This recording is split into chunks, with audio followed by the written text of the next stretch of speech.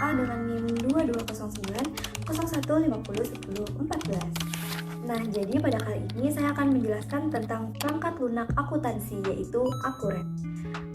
Sebelum itu, kalian udah tahu belum apa sih Akuret itu?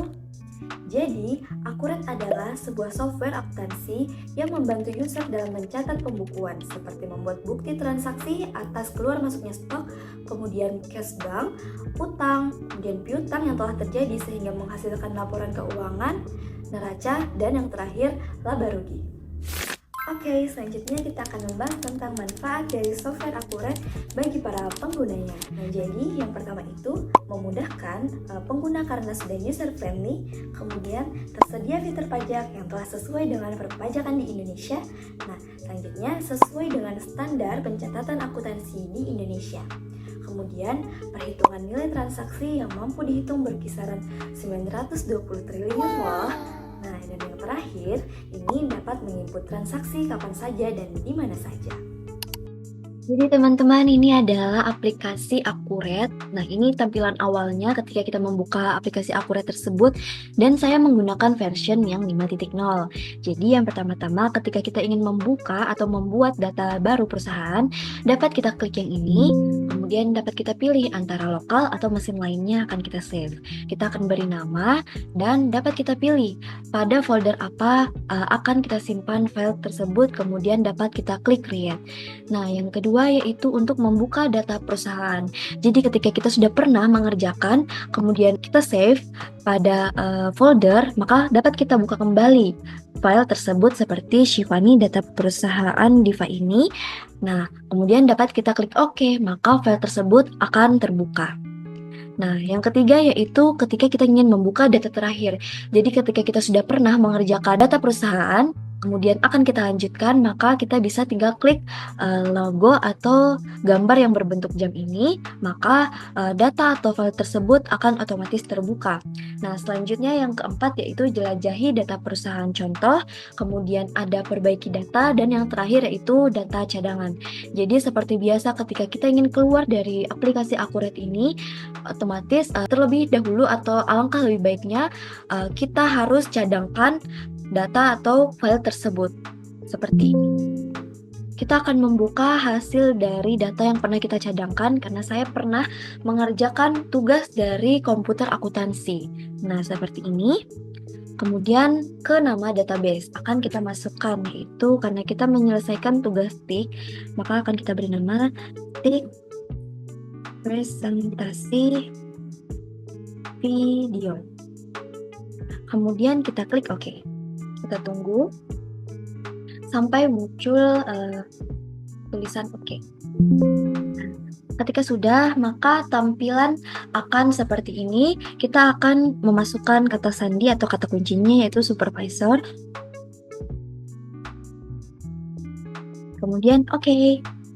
Nah, file tersebut sudah terbuka. Lihat. Nah, di sini saya terlebih dahulu akan memberitahu kalian informasi dari perusahaan. Karena saya sudah pernah mengerjakan, jadi sesuai dengan soal-soal, ini adalah nama perusahaan, alamat, dan lain-lain. Dan menggunakan mata uang Indonesia, yaitu rupiah. Nah, di sini periode akuntansinya yaitu 2013. Nah, selanjutnya kita akan melihat daftar akun. Nah, jadi ini adalah nama-nama akun yang tersedia pada Akuret. Kita lihat. Nah, selanjutnya kenapa sih ini ada beberapa sudah tercatat atau tertulis saldonya, karena saya sudah bilang atau saya sudah disclaimer bahwasanya ini adalah contoh hasil kerja yang pernah saya kerja untuk memenuhi mata kuliah komputer akuntansi. Selanjutnya kita lihat untuk buku besar. Ya, kita klik buku besar. Nah, di sini sesuai dengan soal yaitu tanggal 1 bulan 1 2013 dan sampai dengan tanggal 31/01/2013. Kita enter. Nah, ini adalah transaksi yang pernah saya kerjakan. Dari nomor, tanggal, tipe, jumlah, dan keterangan di sini akan muncul. Oke, next. Yaitu saya akan memperlihatkan ketika kita ingin menambahkan transaksi.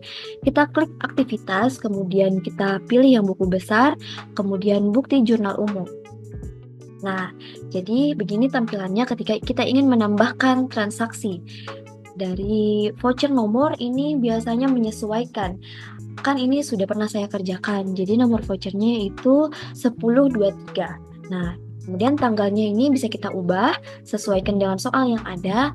Nah, description ini kita bisa memasukkan keterangan apa sih pada transaksi tersebut. Nah, bisa kita masukkan di sini ya. Kemudian di sini bisa kita pilih nama akun apa saja yang akan digunakan. Jika di soal menggunakan bank, maka bisa kita klik bank. Nah, kemudian di sini kita masukkan berapa sih keterangan dari transaksi tersebut. Misal di debit 1 juta, maka kita klik 1 juta. Begitu ya, teman-teman. Nah, jadi di sini kemudian dapat kita simpan antara simpan dan baru atau simpan dan tutup.